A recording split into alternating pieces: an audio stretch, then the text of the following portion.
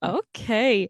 So I am here with Dr. Rhona Epstein. I'm so excited to talk to you. I've seen you uh, making some wonderful reels about sugar addiction and food addiction. So I'm excited to talk to you. I have a little blurb on you. Dr. Rhona is a licensed psychologist, addictions counselor, and marriage and family therapist in the Philadelphia area. She received her doctorate in clinical psychology from Chestnut Hill College, her master's degree in counseling psychology from Temple University, and a certificate in marriage and family therapy from the Council for Relationships, University of Pennsylvania. She has been providing counseling and education for more than 35 years with a specialized focus on helping people recover from compulsive eating and food addiction. So, this is so exciting. Is that all correct? It is. You found an updated one somehow. Good. Yeah, sometimes people read them and I'm like, no, I worked there in 20 years, but okay. Good. I'm glad. I know I've heard on some podcasts people don't get quite the update. So I'm glad that was correct. Good job. So Dr. Rona, you tell us your experience with sugar. Were you ever addicted to sugar? And can you tell us what that was like and why you quit? Yeah, I was hardcore. I think that's how we connected because when I saw you online, I'm like, oh, this is my girl, right? 'Cause you were speaking my language, and I'm like, Mhm. yeah, I was like a heroin addict with sugar. Yeah. And I joke about it, but I feel like I came out of the womb looking for ice cream. If that's a possibility. I never really did ask my mom if she was binging on sugar when she was pregnant with me. Yeah, I know I have a baby who we call the Ben and Jerry's baby. Yeah, well, I was sugar free before I ever got pregnant. So That's good. we started out well. So that was good. But as a baby, I don't know. I should ask my mom. I don't know if she'd be honest with me. But I was always like seeking out. I actually, even as a little kid, I would have tantrums if I was forced to try to eat something else other than like sugary treats, or like I know a lot of kids are like this. They only want like noodles and pasta and sweets. I had it extra, from the time I was really little. Like I wouldn't want to eat anything else. So if you could be it, like now that I understand it, I was really addicted from the time I was little, and my parents let that happen. So, but Mhm. when I was really little, I lived on like Pop Tarts, Captain Crunch, peanut butter and jelly, and every sugary treat you can ever think of, Oreos, and all the ice cream, everything that you can think of. But they with addiction is progressive, and so from the time I was little until I was a teenager, just got like from a kid that was like always hiding and sort of sneaking and looking for extra and find ways to manipulate for more, to being like out of control, like a full blown, like a heroin addict, with the whole full blown disordered eating. So yeah, it was really bad, like obsession, out of control, hate myself, want to die. That it was a whole thing.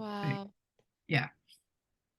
And so, and then it progressed. And what age were you when you decided abstinence was the way? Or was it abstinence at the beginning? Or what did you try? Well, it was a long time ago, so you have to understand that back then, the word eating disorders wasn't even in the world. Like we didn't know the words for disordered eating, and like now there's plenty of help. There's rehabs, there's 12-step groups, all of that. But back then there were 12-step programs, but they were like hidden. No one knew about them. There really wasn't help, and so I felt very alone. Mhm. And so really, I did think that dying would be the best plan. Yeah. No, I mean, I was a teenager, so that's, Yeah. It's common. Yeah. get me out of here, right? So Hmm. I'm joking now. It was no joke then, really. Yeah. I mean, I can laugh today at my child self, my teenage self that didn't know how to cope and just wanted out. Hmm. Um, so I fantasize running away to another country, checking out anything, but I mean, I didn't know how to stop. Hmm. I Did you didn't. know it was sugar? I didn't know. Mm, I didn't know until I ended up in a recovery group. Somebody I mean, today I know it was a God ordained thing, but then I mhm, didn't know anything about God or anything. mm, Went to I went to I went somewhere where I saw somebody who had lost weight and had a real transformation. mm, And I asked this person what they did, and they told me about this recovery group. And I went to this recovery group, and this person, they were really talking about it like an addiction. I don't mhm, think they really used that word, but they definitely were talking different from other things. Like it wasn't a diet place. It wasn't mhm, calories and fat grams, and it was like out of control, and people were understanding it like alcoholism. mhm. I don't know that we actually used addiction terms, but it was you understood that sugar was like alcohol. Okay. And so I was 17 at that point when I got that news. Wow. But to me, seeing it that way was like, you know, it was, and people use the word life and death like it was like a serious problem, not a weight issue. No, Mhm, I had a weight issue, but it was like a different way of looking at it.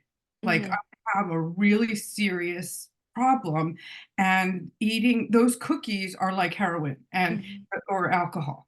And when I started actually going into AA meetings and NA meetings so that I could get a more serious attitude towards it. Oh, wow. Right, but Were somebody told me to do that so Oh, that I good. take it more seriously because, when you look at cookies and candy, it looks I so know.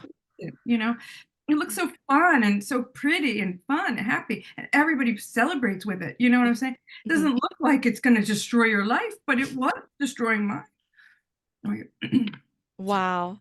That is a very intense beginning to your journey. Wow. Um, and what insight to have you look at it like alcoholism. There's now a lot of research showing that it metabolizes the same in our body Yeah. and affects our liver the same. Isn't and but then you didn't know, but you were able to use those tools given to alcoholics. Wow. That's so interesting. So, so from the time you were 17, you just decided to cut it out completely. You felt like it was that serious that you weren't going to have sugar anymore. What did that look like for a 17-year-old? Right, well, it didn't happen overnight for me. Mm-hmm. I didn't get it. Like, I kept it took I was 19. It took me 2.5 years to actually stop. Mm-hmm. So I think and now I'm a counselor that works with people. I've been doing this my whole life now, Mm-hmm. other people. Mm-hmm.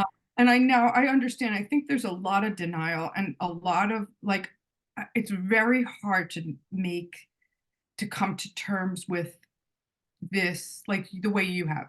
I understand from watching your videos that you've gone cold turkey. Mm-hmm. And I think when you get it, like the first bite that one, like they say in the 12-step programs, like the one is too many and 1,000 is never enough. Mm-hmm.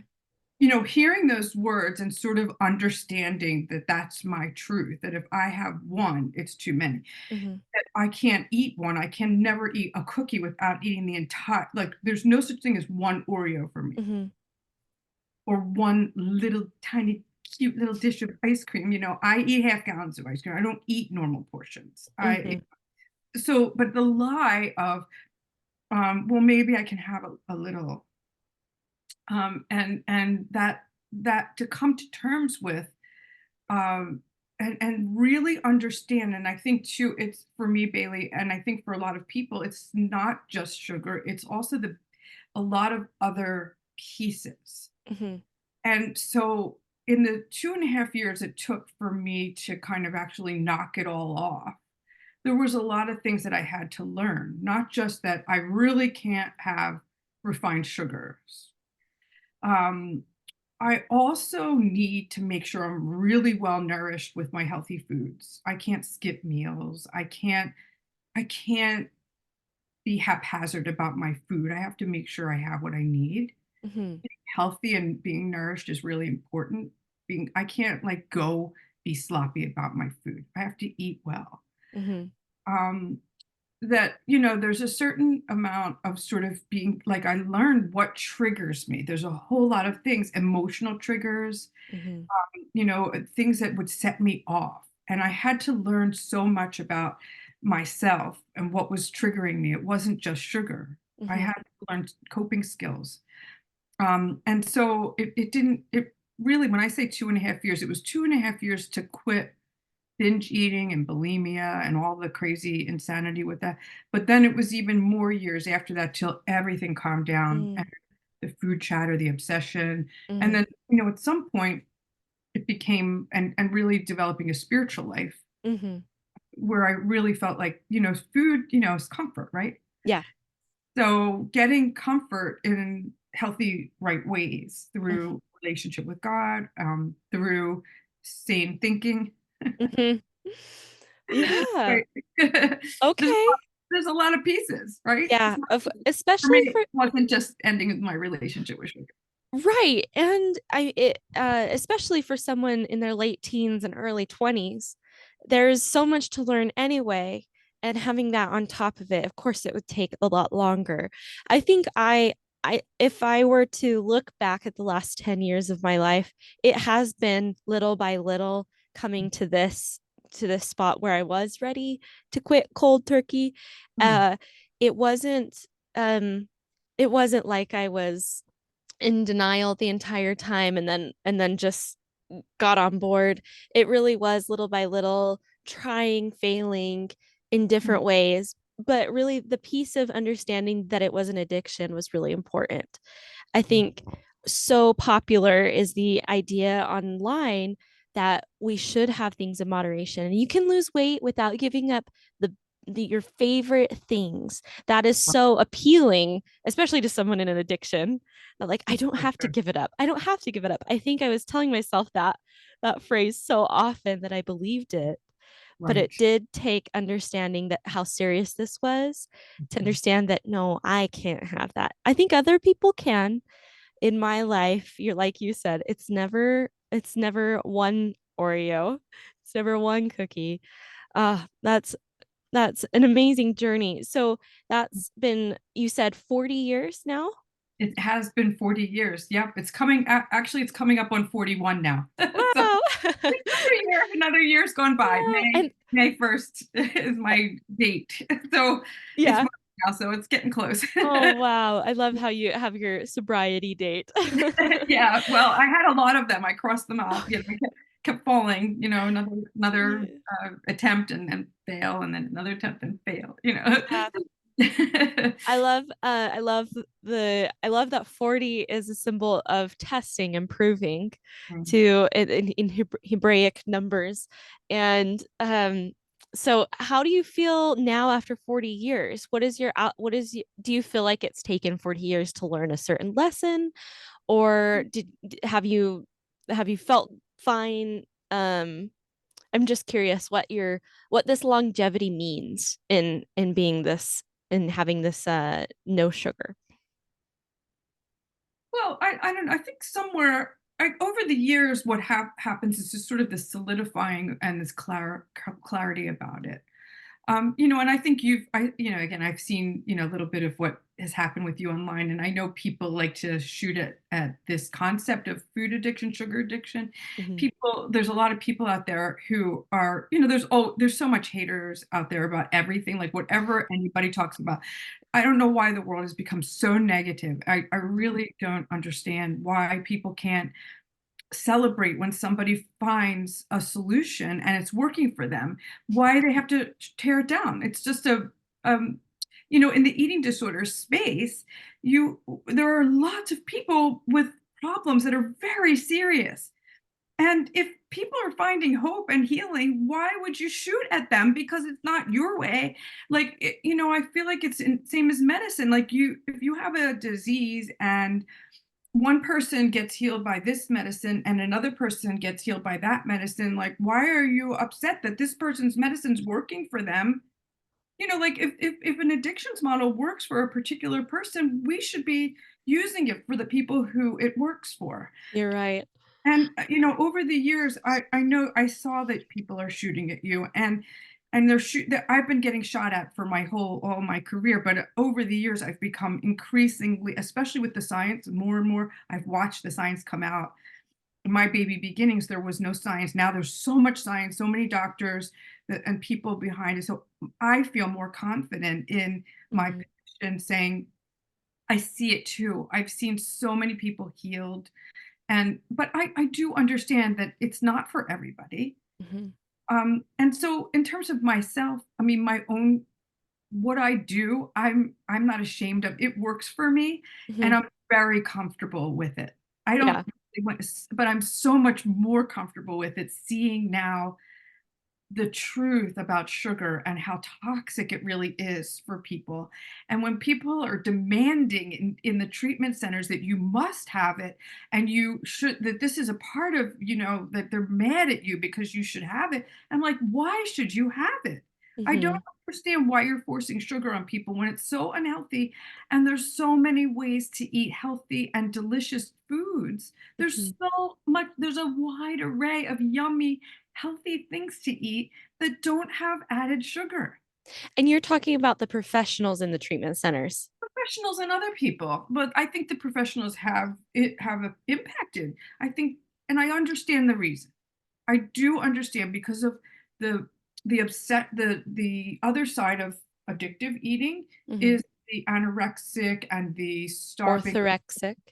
orthorexic and all the starving, like the fears of food, Hmm. the way that people get obsessed because of diet culture, Hmm. get obsessed about, oh, now we shouldn't eat carbs. That's the big thing today. Don't eat Hmm. carbs. Carbs are bad. Used to be fat. Don't eat fat. You know, Hmm. so people get crazy.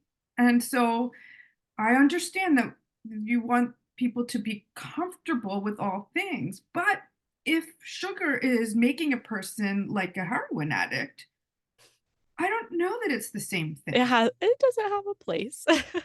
Yeah, and so I just think it's a different thing that I just don't I think, but people are seeing it the same way. Yeah. And so I don't know exactly how to help people understand it differently. I mean, because it really isn't the same as, the anorexic who now won't eat anything but bland chicken and bland broccoli because all the other things are scary. Right. It's a Uh, different disorder. right. I wonder with your psychology background, I've found that actually taking sugar out has relaxed all of my worries about food, or like I have this new outlook on life because it's been so simple to lose weight with just cutting sugar out. It's been so simple to be able to clearly make decisions and rationally make decisions, that it's relaxed all of my other issues I would have towards food. I don't worry about eating bread anymore. I don't worry about um eating too much fruit anymore because it's just been so simple. I wonder with psychology and your experience, why is that? Why is giving up this drug making everything else so simple? Is that a good question? Yeah, well, well, because sugar's super addictive. Yeah. And so I think it's changing your brain, Right. right? So it's calming down that addictive process in your brain. Mm-hmm. So that, I mean, if you think about it, I mean, if a person has an alcohol problem and they have one drink, then that's what opens up that door to, now I have to have more, I have to have more. And the Mm-hmm. person, the alcoholic, they mean to only drink. Nobody means to be an alcoholic. Right. Right? So, I mean, so when you take away that, what keeps that dopamine, the down regulation. Mm-hmm. Did you study about that? How that works, where you have to have more, the reason why you have to keep having more. There's a number of things hormonally and in the brain Mm. that kind of go on. So when you take that out, it calms your brain. Right. Yeah. I've found that to be exactly the instance with me, and I've had other people message me saying that it's helped them in that way, specific to binge eating. Mhm. That I would I would binge eat sugary things and and normal food almost. It just was like you said that I have to have more. I need to feel more to feel satisfied. But when that sugar went away, I guess like what you're saying, the addiction is gone. So the addictive personality I had towards eating at all is just calmed down and not awakened. But if I were to go back and have the sugar, it would be awakened. What's been your experience? Have you gone through any relapses, or has this been easy for you to do for this whole time? Or not easy, I Yeah, guess the commitment. right. Well, let me say, I also work with many, many people. And so I want to say, I don't think it's always as straightforward. Like you're having a very simple, like for you, it seems like it's been very straightforward. It's like sugar, it's very clear, but there are people, and I'm like the same. I think for me, it's sugar. Hmm. I choose also to stay away from refined carbohydrate. Like I don't eat like highly processed foods or Hmm. any junk. I don't go to fast food restaurants and eat white flour and all that. I choose not to eat foods that are addictive for other people Hmm. generally. Okay. I mean, I know that there is a whole array of what in the addict the food addict world, and not just sugar addiction, but in the world of food addicts, there's a whole array of what people experience as addictive eating. Okay. So for some of us, I'm mostly sugar. Hmm. Like I never binged on like meat and fish and salmon and vegetables. It's just not something, and I realized that over the time that I like some the people who have food addiction in the sense not just sugar, they Hmm. really need to measure their food because they have a volume addiction. It's a different thing. Hmm. So for me, it's a little more straightforward. I still do need some I need boundaries with my meals and I don't just eat random. But no, Hmm. I haven't I had relapses in the Hmm. beginning, but since 1987 I haven't relapsed.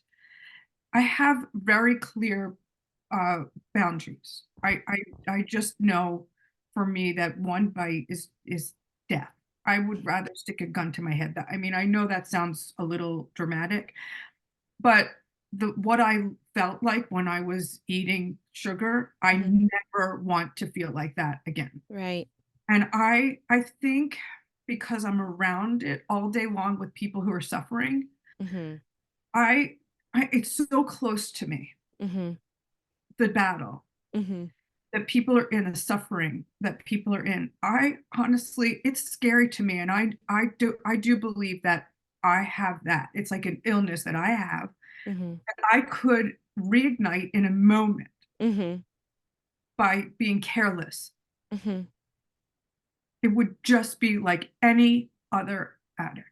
Hmm. And so it is clear as day to me that there is no way that that's going to ever be a thing that I could do. And I don't want to find out if Hmm. is it possible for me to have some ice cream?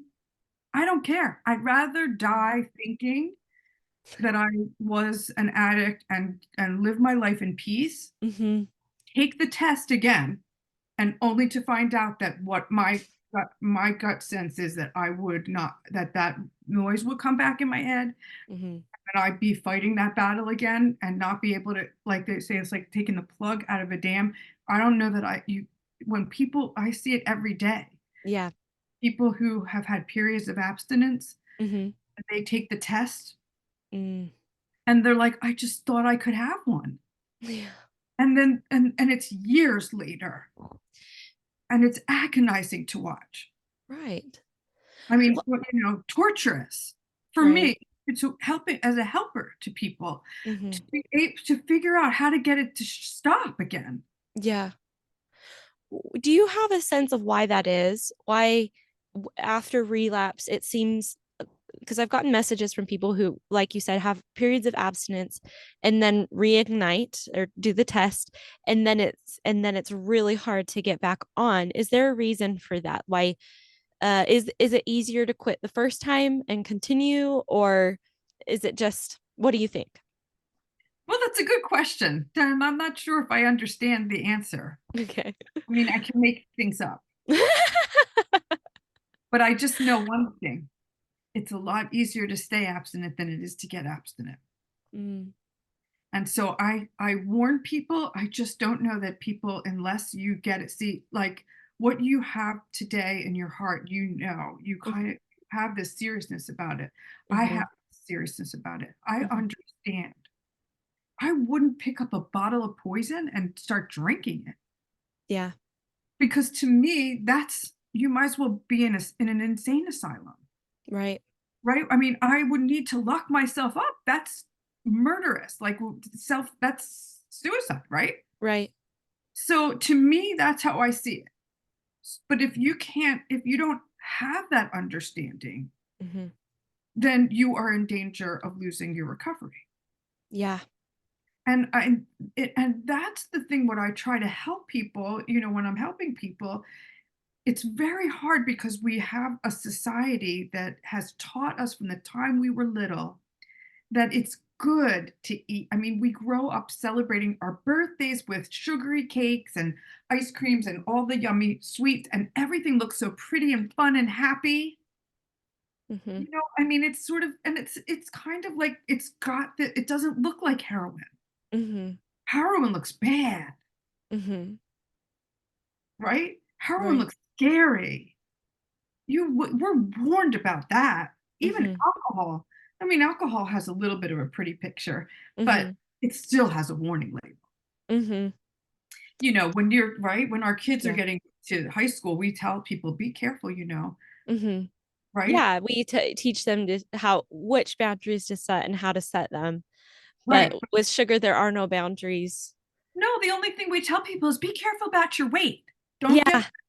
don't give them, you know, Yeah. but we don't tell them that it could potentially be addictive for you. Mm-hmm. And for some people, like in my family, there's a lot of people who struggle with overeating and Mm-hmm. obsession and diet culture and the whole obsession with the weight and all of that's in my family. On my mom's side of the family, there's tons of food obsession. Mm-hmm.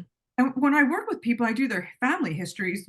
You almost never see a person with a food addiction that there isn't either alcoholism, substance abuse, or other people with food problems in their family. Wow. It's Wow. so anyway, I don't know if you were asking me the question, why do I think I don't know if people I think sometimes chronic relapsers are it's hard to start again. Yeah. I think getting clarity about the seriousness, like even the fact that a person took the test again, you Mm-hmm. could that's a sign that they didn't really understand the severity Mm-hmm. of taking the test. Like Yeah. why that you thought it was okay to have that bite. Mm-hmm. Good point. I think that even for me, I'm only 104 days, 105 days now, into this Awesome. journey. And I understand the seriousness, but the more time I spend on social media, and what I'm trying to do is reach as many people as I can. So I spend time on social media, combing through other reels about people giving up sugar, kind of like commenting and things. So I'm on social media, and my algorithm brings me nutritionists and professionals who are doing their best to convince people that having a little bit of sugar, your favorite treat, is a good thing. And I even after I know what works for me, can entertain those professionals for just a moment to say, am I doing the right thing? Am I um is this truly what is right for me? I mean, these people are saying they're professionals in this field, and they're saying that it is okay. So even I can get caught up in those things, but then I return to all of the messages I've gotten, all of the experiences that I've had, saying that this has finally been the thing that is working. That and so I have to relearn it almost several times to understand that this is working. I don't need to go find another way to have this back in my life. I saw a video you made this week about comparing sugar to a bad boyfriend, and I Mhm. have done the same thing. I think it is the best thing to think about because it was such an abusive relationship.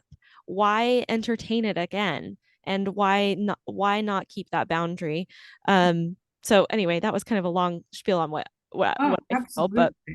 Absolutely. Well, no, you're absolutely right. I think the only people who really get this, like that the nutritionists who are saying have a little, they don't know what it's like to be totally insane and out of control. Yeah.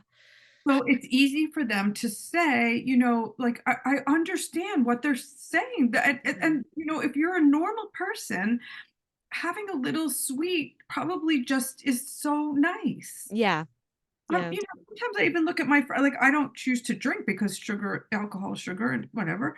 So I haven't had a drink for the same amount. I never even got to drink as a 21-year-old person. I never Hmm. had a legal drink. Yeah. So, but I don't care.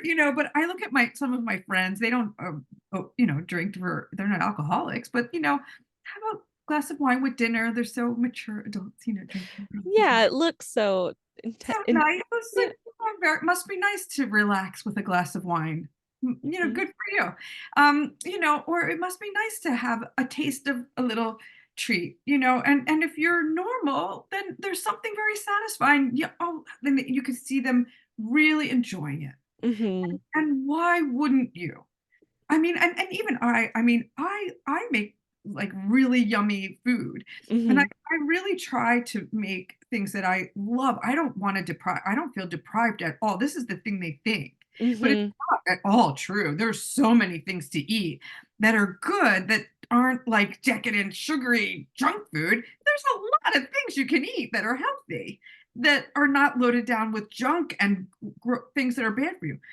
But and I think the people who really know are the ones in the downstairs basements and on the Zoom meetings that are in the 12-step programs all over the world. Yeah. You go into those places where they're not professionals, Mhm. but they're real people in OA, in FA, Mhm. in full of faith. And there's a bunch of recovery groups for food, tons of them. Mhm. And those are the people who will tell you that they can't have one. Right. But they don't get any, they're not being seen because they're in private, they're anonymous. Yeah. But Mhm. they know because they're the ones who in the 100 pounders meetings that where there's people who have been 400 pounds and have had multiple bariatric surgeries, gained their weight back, lost their weight, gained their weight, lost their weight, almost died. I mean, Yeah. those people will tell you, the people who are throwing their food in the trash and them taking it out, they'll tell you. You nutritionists who doesn't know what it's like are telling me I can have one, but I'm killing myself. And you're Yeah. telling me, and even in the treatment centers, I've had people, bulimics, Mhm. coming in to see me after 10 rounds of being in hospitalizations where they keep telling them to eat the cake in moderation Mhm. and go to the local fast food places and have it in moderation, and they're still binging and purging, and no one's ever talked to them about addiction.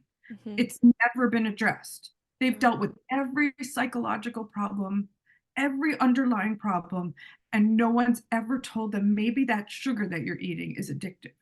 Mhm. Wow.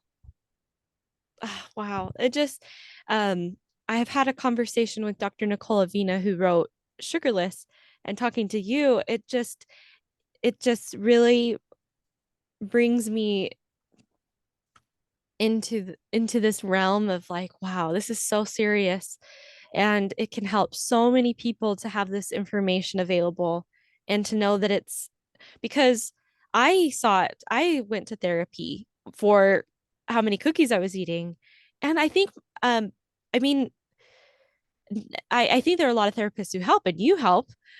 So there are definitely those who know, but the access that we have isn't as what we need sometimes. And I think my therapist thought it was just kind of funny that I was eating a lot of cookies. And it made me think it was funny too, because I'm like, well, I mean, they are just cookies. That's one thing I told her.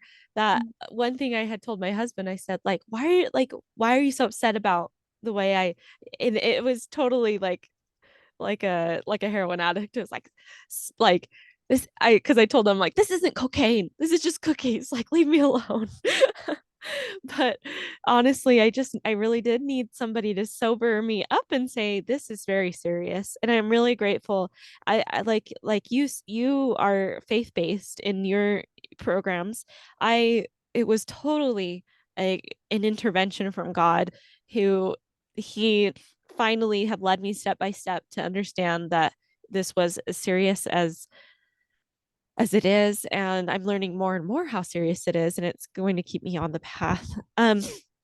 I want to know more about your program. So if you could give us an overview of how you do your treatment and how it is faith-based, and the books and the workbook that you've written, I just would be curious about that. Okay. Well, I have a bunch of books. So the first one was Food Triggers. That was done in 2012. So then that's sort of like overall about food addiction. It's not really as strong about food addiction. It's sort of more encompasses psychological, emotional, spiritual. So that's a little. Then I have a devotional. That's an active devotional. It's called Satisfied. That's the book that is the most popular and most loved.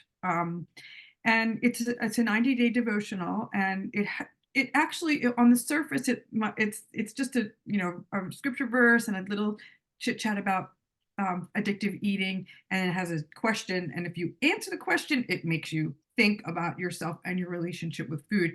And the idea of it is supposed to make you really think. I mean, if you don't answer the question, it's not that meaningful, but if you do, it helps you to really look at yourself through the lens of your relationship with God. It's spiritual and emotional, and it's just honest. It's just getting real about your relationship, and it's biblical. So, but it's real. And of course, me having been in recovery for, my own recovery, a lot of what is in that devotional comes out of my own transformation, the faith that out of the years of the agony of my own mess. God was a very important part of it, finding faith in God, having, you know, the compulsion removed, the obsession removed, all of that came through faith.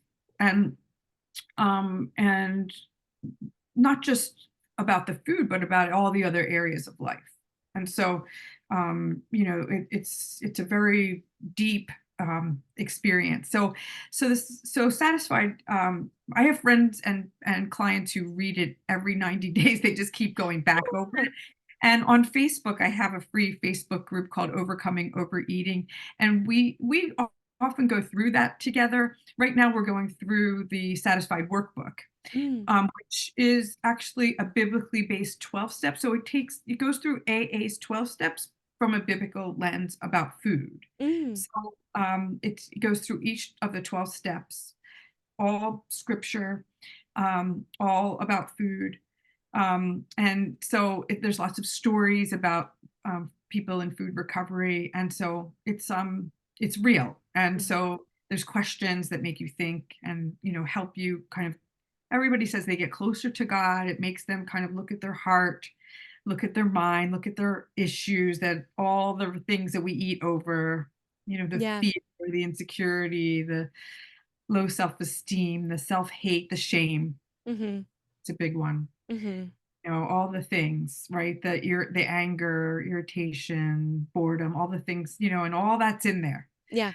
So now and then I have a journal that goes with the Satisfied devotional. And right now I'm working on a book that is my publisher wanted me to write a book that was a food, like a more of a practical guide for helping people with their food relationship with food. So this is going to have recipes in it, and a guide to like how to manage all the things about how do you speak up for yourself and set boundaries? How do you deal with holidays and restaurants and, catered affairs and, like all the things that people have to cope and deal with. Mhm. People, food pushers, all the people who Yeah.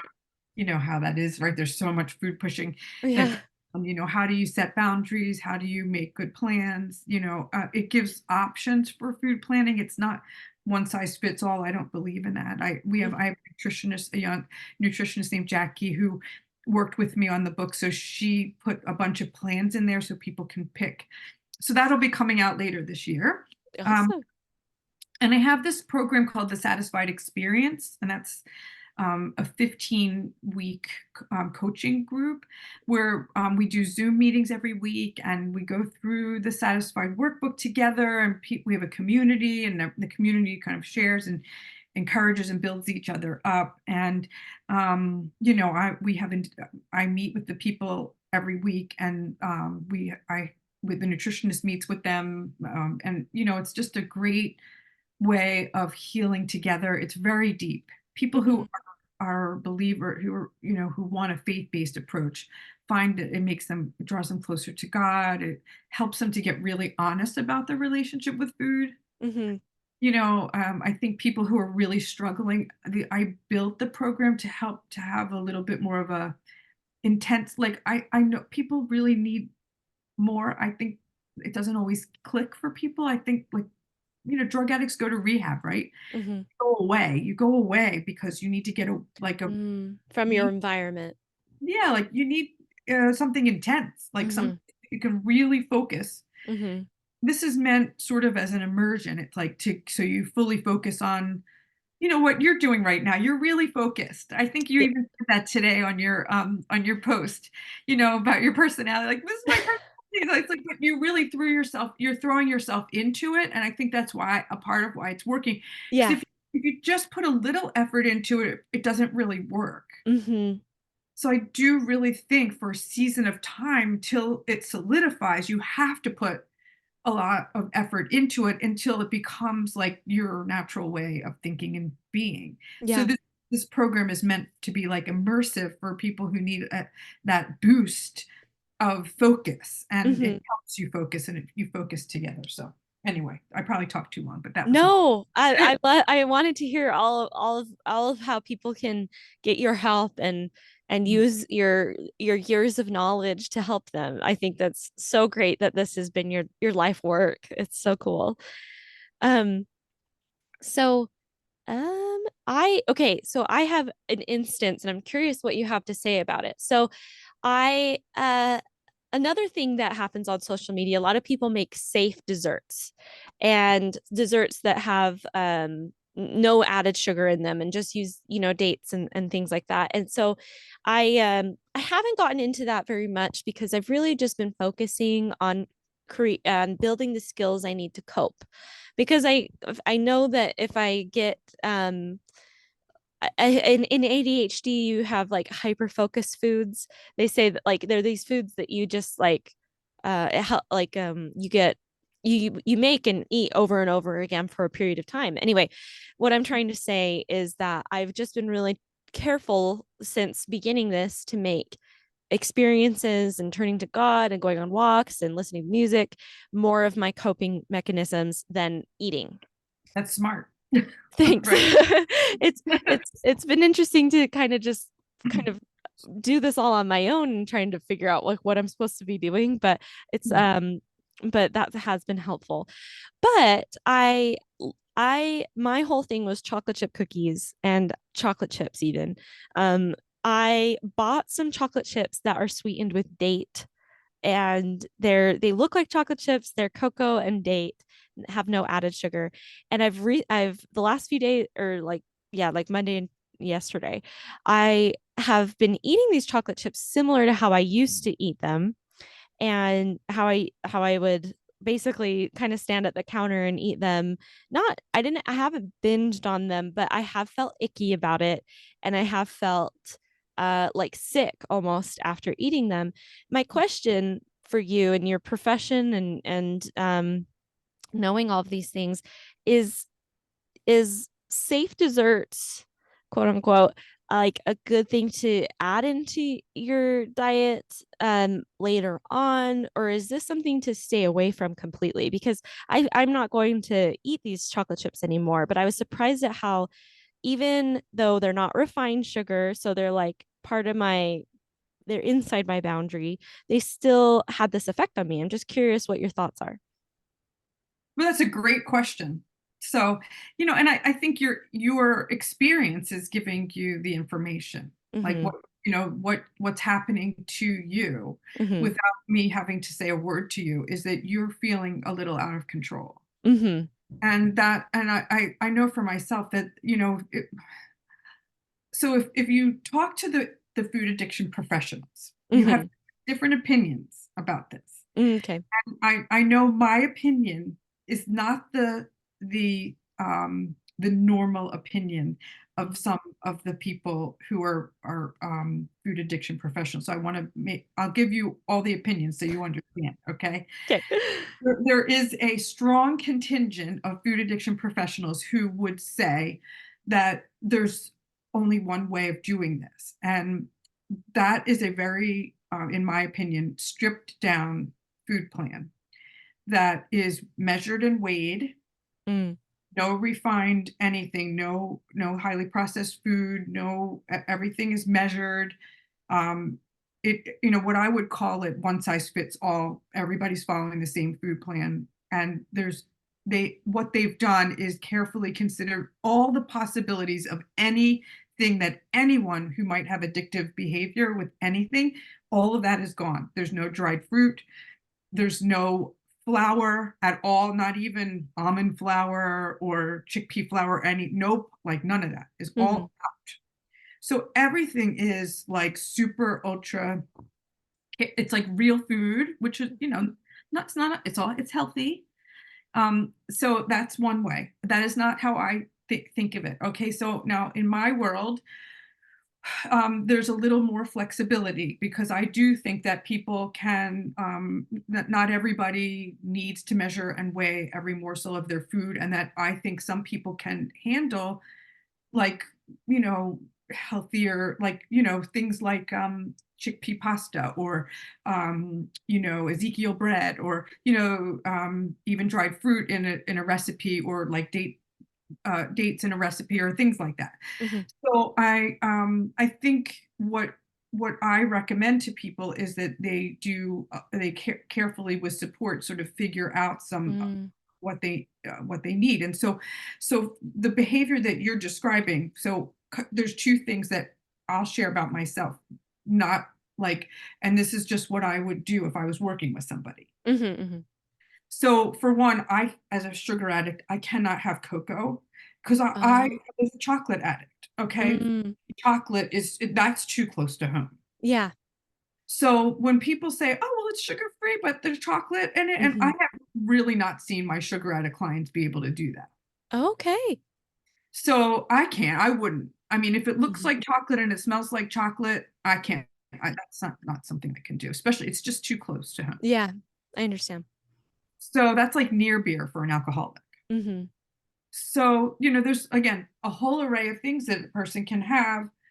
So, do you really need to have something that's making you feel icky and making you stand at a counter in a bingy sort of way, although it's not quite binging, but it's got Mm-hmm. that feeling, and you're kind of, my friend would call it an inordinate sort of, it's calling your name, it's glowing, it's kind of got, Mm-hmm. it's kind of got a pull on you. Yeah. And and what you were talking about was so beautiful. Like, I'm walking, I'm enjoying life. Mm-hmm. You don't really want your food to make you feel icky, Right.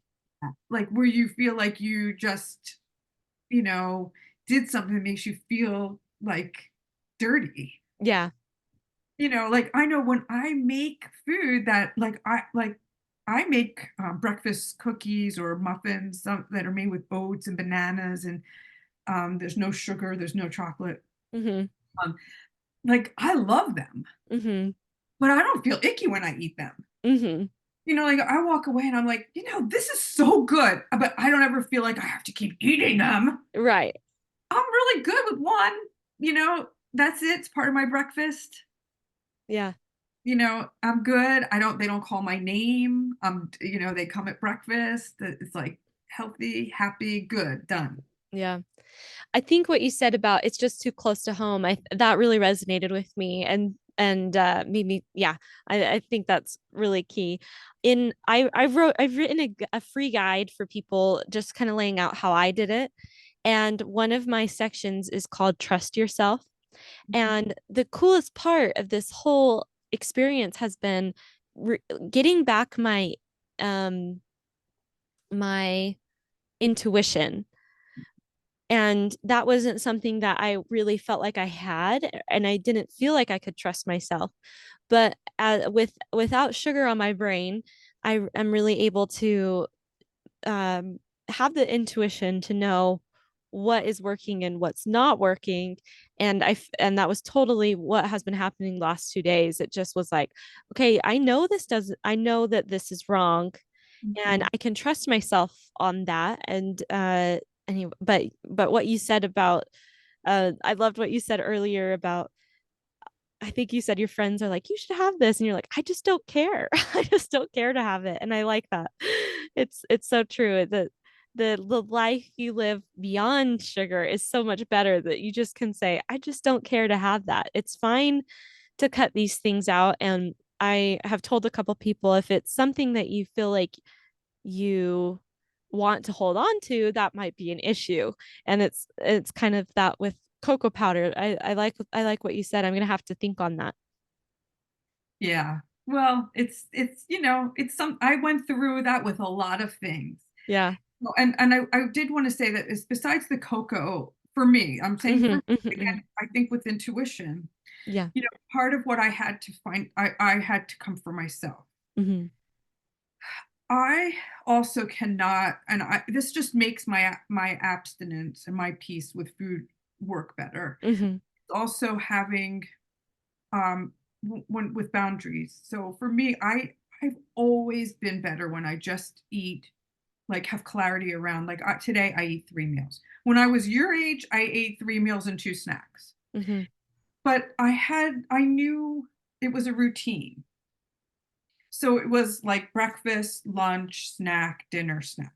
hmm, And having it like that as opposed to, oh, I feel like having something and then just going and standing at a counter and throwing food in my mouth, that behavior may not be sugar in my mouth, but the behavior of that sort of hmm, thing. And I've seen that with people too, that many of my clients struggle from even overeating their foods that are on their plan and that are in their boundaries, but they overeat it because of, like, well, I'm bored or I'm irritated. And I think having clearer boundaries around, and I think that's what people have to find out is what is the level of boundaries that they need to protect from emotional eating, hmm, to eating from boredom or irritation or and any other avoidance. I mean, that's, like I just talked to a client yesterday who was saying, I didn't feel like getting up. I didn't feel like getting up and doing the things I had to do. hmm, So the next thing you know, we're like telling ourselves, oh, I just need a little bit of this, or, and the next thing you know, we're eating to avoid. But if you have more clarity around your boundaries, there isn't room for that. So having some, what are the boundaries that the one size fits all people, their boundaries are super tight. hmm, So in the book that I'm writing, there's room to kind of say, what are your boundaries? Some people's boundaries are just 3 meals a day, nothing in between. Some boundaries are very rigid. They have to be very measured. hmm, Um, you know, but for me, like bites, licks, and taste, they call them BLTs. I hmm, can't have that. hmm, I don't just pop a thing in my mouth hmm. because my old me would maybe one day that would be okay, but another day that wouldn't be okay Right. because that could lead to emotional eating or addictive eating. Hmm. So it's easier for me just not to have that as part of my life. So I just eat my meals.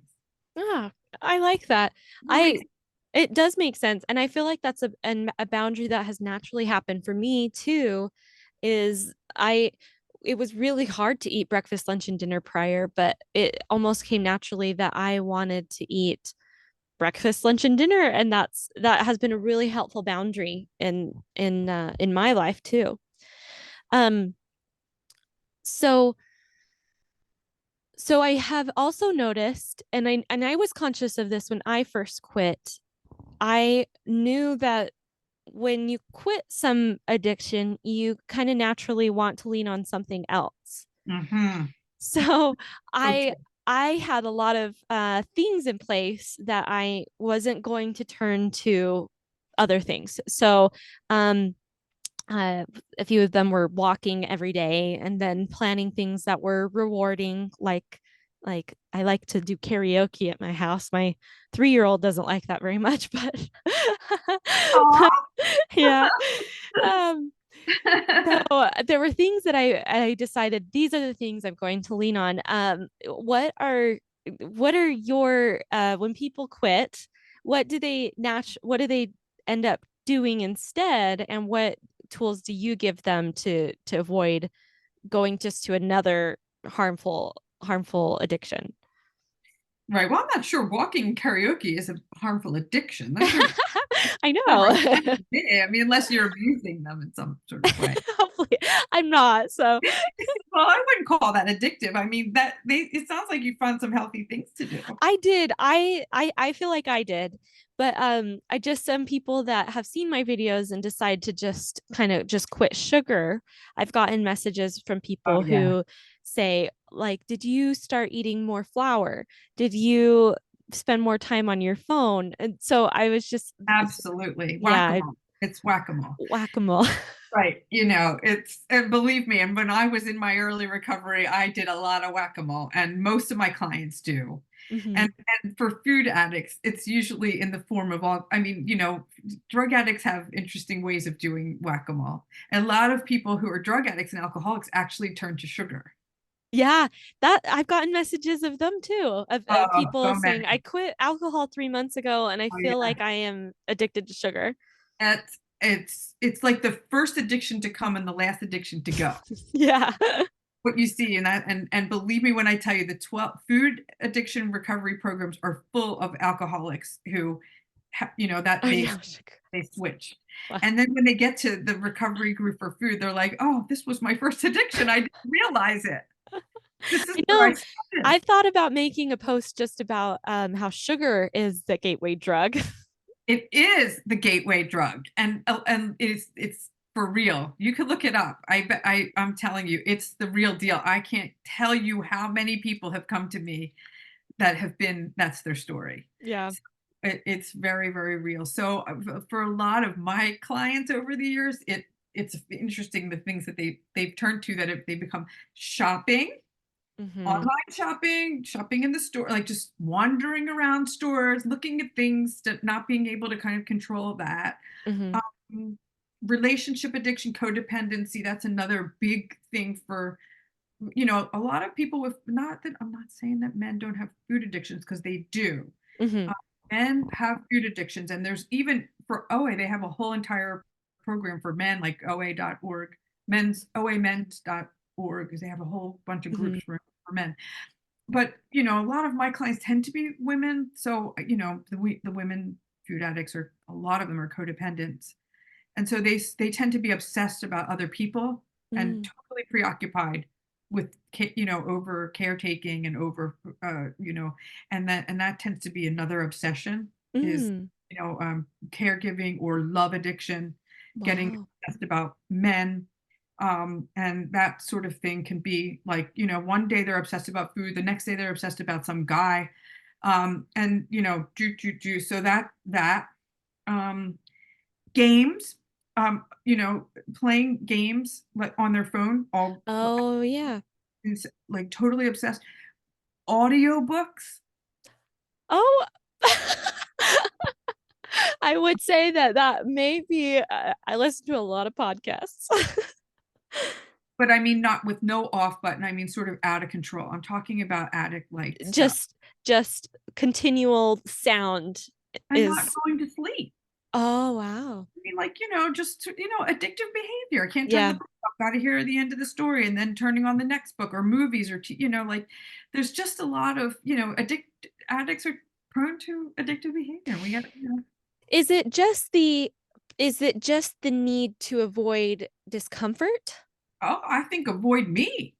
I mean, Avoid the we don't even know how to be in your own yeah, skin. Like I right. think it's not it's the uncomfortability of being with ourselves, not knowing how Yeah. to be in I think it's a feat to learn how to be content, to be quiet, to be okay, Hmm. just being. Yeah, I actually think it's a skill that we have to learn to be, just to be. you're right. Why do you always have to be doing something? Why can't you enjoy your own company? Why do you have to always have noise or occupation in there, like filling up your mind with this or that or whatever? Why can't you be still? I do think this is spiritual. I think that learning to meditate and to because I do think I've had many people look at me squarely in the eyes and be like, "Well, if I'm not eating, what am I supposed to do?" And they really truly have no idea Yeah. because food has like especially the grazing people, the ones who like they don't binge but they eat all day and they're just totally preoccupied all day. Hmm. You take that away and it's like, well, what am I doing now? It's like you've taken away their right arm, Hmm. and they really just don't know what to do with themselves. Right. I actually don't think you heal if you then replace it with like in diet culture, they'll tell you, oh well, instead of eating the sweets, just chew on celery, like as if that would nobody wants celery. I'm sorry. Yeah, that's not doing any favors. Not answering the problem. You're not, it's only going to be about how long before you're going to feel like you're going to kill somebody. But I mean, that's just not going to work. Right. So we need to calm our brains and learn how to be, mind like in the present and be okay. And it takes practicing. Like I think for people who are God people, practicing God's presence, Hmm. practicing peacefulness, Hmm. practicing, one day at a time and one moment at a time and being where you in the moment. Hmm. That takes like, it's an exercise to be mindful. I mean, that's why they have so many meditative, and I mean, obviously, it depends on what your faith practice is, but, I think people need to find peace in their lives, you Yeah. know, in some sort of way. We're looking for comfort in the food and we're taking that away. So, of course, we're going to be very uncomfortable. Hmm. And if we don't fix that uncomfortability, that all that there's going to be a lot of feelings that come up when you take the food out. Hmm. Well, I don't know if you experience that, but there's a lot of people who have been numbing out deep pain and Mm. deep like all every irritation, every anger, every fear. Some people have been eating to numb a history of abuse or you have so much like when you think of all the reasons why people are binging, Yeah. they're drowning feelings. So if you take that away, all that's coming up. Yeah. So now you have to answer that. I'm trying to think about my emotional journey on it. I haven't really had a flood of emotions. What it was just the practice of staying in discomfort with having children. I've had a lot of moms my age who are dealing with the same thing. And it's funny, we were all in the same routine of you wake up, like you get your kids breakfast, you eat whatever sugar's in the house. There's no more sugar in the house. So we're getting in the car, we're going to through the drive-through, we're gonna go get a soda, go to the park, come home, eat our lunch, eat a treat. And it's been the same thing for a lot of young moms. And it was getting to the point where my kids were just so um annoying to me and inconvenient to me because they were getting in the way of just what I wanted to do kind of a thing, and I knew that was wrong. And when sugar when I decided that sugar was going to go away, and it did, I started to love my kids so much more and be able to actually play with them and come down from my high stress, because I was really just self-medicating with the sugar because I was so stressed as a mom. And once that went away, I was able to be like, oh, you know what? We can play a game. Like, what game do you want to play? And um, being able to focus on them has was really the thing. It didn't I know I probably should do some more emotional work, but that was immediately the high stress, and then just dealing with kids was really the switch that happened.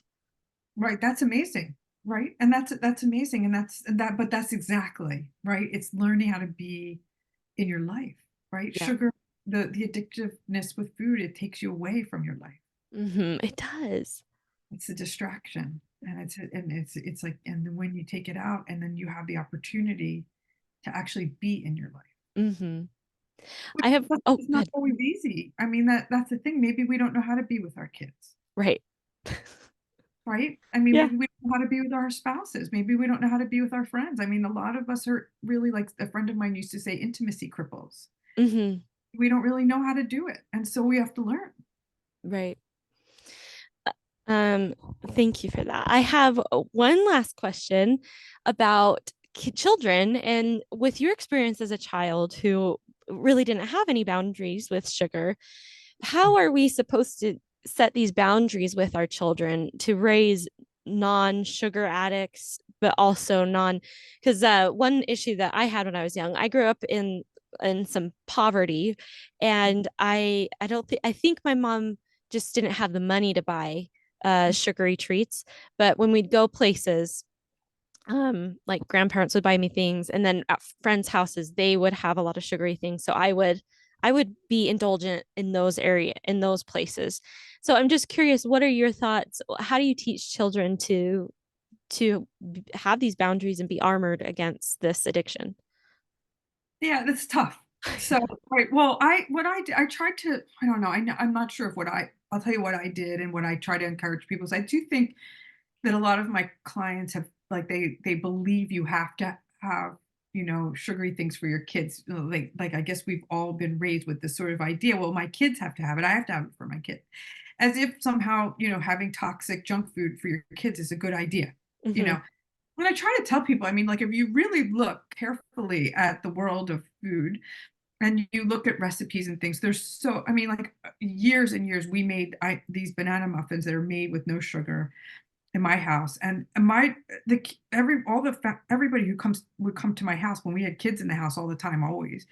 Everybody loves the banana muffins. They're just made with bananas and oats and raisins and unsweetened applesauce. They're really good, and everybody loved them. I mean, at my daughter's birthday party, when there was birthday cake, the kids were coming over asking me, "Can I have another banana muffin?" I mean, really, like, they're really healthy and really yummy. Everybody loves them, and there's really nothing to them. There's 5 ingredients. So it's kind of making sure that there's things like that around. Mm-hmm. Teaching, like, so I think it's partly like, you're learning about sugar and what it does to your body. So just like you would teach anything without being like crazy about it, you teach, like, this is good for your hair and your skin and your brains and your body. And when we have this, it's, you know, don't no fat shaming ever, ever, ever. But from but educating, like, it makes your brain foggy, and it makes it tastes really good, but it makes funny on your skin, or it does things to your hair. Like, if you want, so we have less of that. Mm-hmm. I still did, like, we went to Starbucks, and they're allowed to have one, they I would have a latte, and they can have, a cake pop and a hot chocolate. But we didn't have, in my house when I was growing up, I could eat an entire box of Oreos and then half a gallon of ice cream, and there was still more. I didn't have that in my house. Mm-hmm. We had to go out for it. Mm-hmm. So I did allow it, Mm-hmm. but I taught moderation, Mm-hmm. and I educated about health and uh, and I gave information as so that there was an understanding that this is a problem in our family. The same way, like an alcoholic family, if you have an alcoholic family, you would be wise to help your children as they're getting up in age to help them understand that you may be at risk. Mm-hmm. Because of my family background, I felt it was important to explain that, your little sweet tooth, there's a family history of disordered eating. Mm-hmm. But you have to be a little older for understanding that. Right. But, so I think it's teaching at whatever age appropriate. It's giving good options, healthy whole options. Mm-hmm. Going even if it costs a little bit more, going into the health food aisle and looking for the things that are made with healthier ingredients Mm-hmm. and not the refined sugars and, all that, the junky junk. Yeah. Finding the better things and teaching them to enjoy that better. Mm. That's really helpful information. Thank you. I actually do have one more question. How do you feel about honey and maple syrup? I don't have it. Mm-hmm. To me, that's sugar. Yeah. It's on the list of sugars. When I had a naturopathic doctor who didn't he understood the toxicity of refined sugar, and he told me I was having a lot of trouble when I first got abstinent with digestive issues because Mm. my I had turned my world up. My body was very messed up. Yeah. So I went to this naturopathic doctor who actually really helped me, but he was saying, don't have artificial sweeteners and, put honey in your tea. But Uh-huh. I'm like, honey, you don't understand. I drink tea with my honey. That's how that went. I tried. I Mhm. did try, but Yeah. this doesn't, the next thing you know, I'm pouring the honey into my tea because there's not enough honey to make it sweet enough for my addict. Right. Mm-hmm. So I choose not to. Okay. But I also don't recommend it because I also see that as being, it may not be as addictive in the sense because I think it's a little slower in the way it hits the brain. Mm-hmm. I think most of us sugar addict types get have a little trouble with some of that most. Mm-hmm. Um, I did look up date syrup. Oh yeah. That'd be interesting to know too. So, and again, I'm not a dietitian, I'm a psychologist. Mm-hmm. But I did look it up, and I do think it's lower glycemic than the others. Mm-hmm. I have some recipes where I use date syrup Okay. in place. So wherever there was maple syrup or honey, I tried date syrup. Okay. But I wouldn't have something that had an overwhelming amount. Mm-hmm. And again, the people on the hardcore food addiction, people would be like, "Oh, they probably don't even think I'm in recovery because Uh-huh. Right. seriously." Isn't that odd? That's so funny. But, I make sugar-free granola and, I mean, a drizzle of date syrup on this big giant thing of oats, and it's not really much. Mm-hmm. And I guess some people, they say the fifth ingredient rule. So if it's less than the fifth ingredient, and so, I'm very careful that it wouldn't, I think the amount that's in there is important Mm-hmm. because our brain, the more that's in there, the more likely your brain's going to get a hit. Mm-hmm. So something very high, in like and everybody's different. Like I've seen people react, when I mean react, meaning the addiction getting Mm-hmm. to dried fruit. Yeah. And personally myself, I used to have for a snack Lara bars that are dates and nuts Mm-hmm. bar.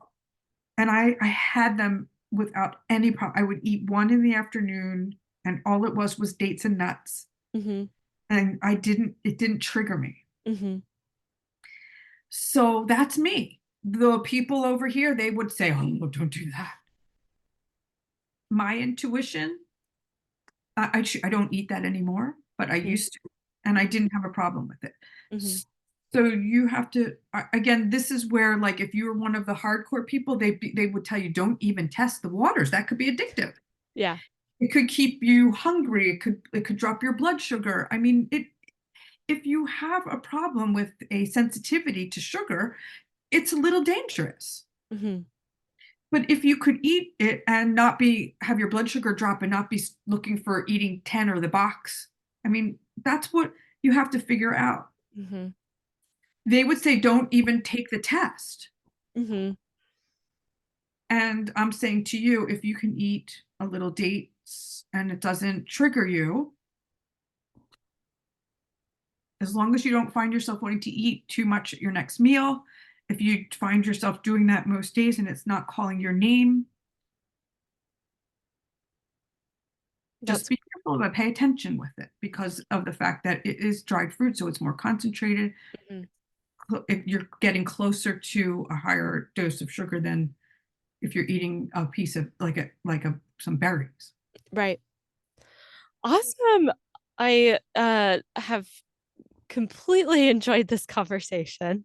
I I love you. Oh, I think thank what you, you're baby. doing is so important, and I love to see your videos, and I am grateful that there are people who have you right there to help them along in this really serious condition. So, this has been such a good conversation. Yeah, same, Bailey. We have it's the Mutual Admiration Society. So excited to have you out here in the space. It's when every time I see you on Instagram, I make me smile. I just get so happy seeing you here. I hope we can continue to be friends and make connections and help each other and be a part of helping the world to have these transformations. So Absolutely, absolutely. We are best friends now. This is yeah, very oh awesome. gosh, I'd love to just jump over through the line and give you a great big hug. Me too. Me too. You're in Pennsylvania, Philadelphia? Yes, I am. Okay, someday when I come to Philadelphia, we will hang out. Oh, for sure. Where are you? I'm in Utah, Salt Lake City. Oh, it's a little bit far. It is a little far. It is a little far. But I love my husband and I, there's no houses that we can afford here. So we're like, where should we move? Maybe we should move to the East Coast. I'm like, I love New England. Let's go to New England. Oh, wow, that's different. It is Well, if very different. you're in New England, you'll be a lot closer. Yeah.